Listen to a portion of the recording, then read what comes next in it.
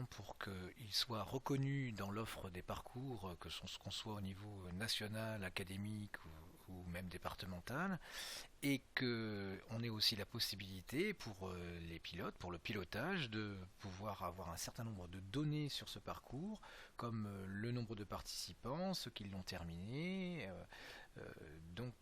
L'indexation, et sans l'indexation, aucune donnée de pilotage ne peut être remontée.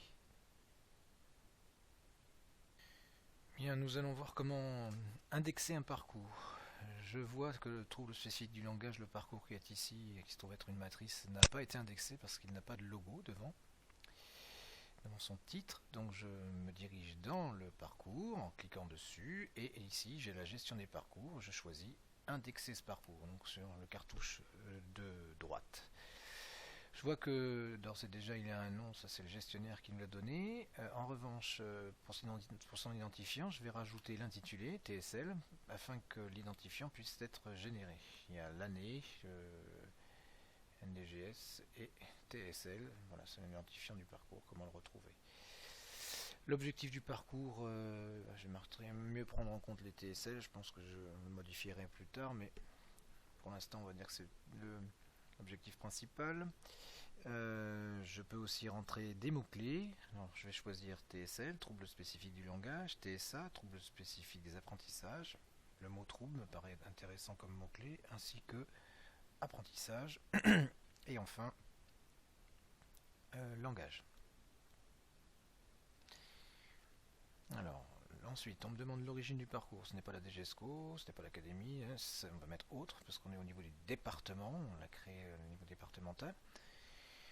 La collection, c'est bien une action. Le temps à distance, c'est 5 heures. Le temps en présence, on a 2 présentiels de 2 heures, donc c'est 4 heures.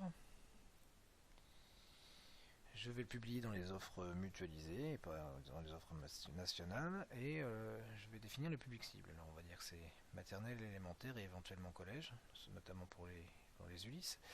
La fonction du public cible, c'est enseignant, directeur et formateur. Et ouais, je me demandais si je vais mettre directeur. Oui, je mets directeur. Le domaine, accompagner les élèves et utiliser le numérique. Alors maintenant, il ne reste plus qu'à parler de qui a construit ce parcours. Alors, Sandrine Chicoula.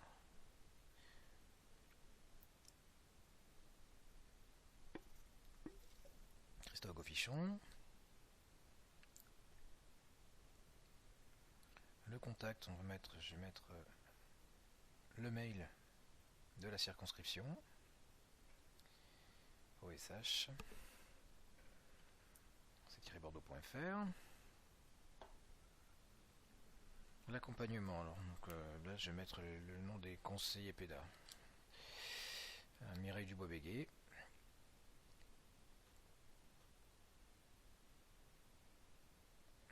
Voyons voir ensuite validé par, alors c'est Franck Bayrou. J'ai commencé à le taper, ça s'affiche. Donc je choisis Franck Bayrou IENASH. Alors je rajoute, oui, parce que j'ai pas mis les coordonnatrices TSA, et moi je suis la TUIC. Mireille est la conseillère PEDA SH. Et comme elle vient de nous quitter, je vais rajouter Monsieur Camon qui a pris la suite, Philippe Camon, CPASH aussi. Voilà, il suffit d'enregistrer pour terminer l'indexation. Je suis de nouveau à l'accueil. Alors j'aimerais bien revenir au début. Non, ASH Est, je ne suis pas sûr que ce soit une bonne idée de venir se mettre ici. Donc je vais cliquer directement sur Magister pour pouvoir revoir le tableau de départ. Et là je ne suis pas dans la bonne rubrique. Je vais donner concevoir. Et dans concevoir, je vois que maintenant mon parcours possède une petite icône. A bientôt.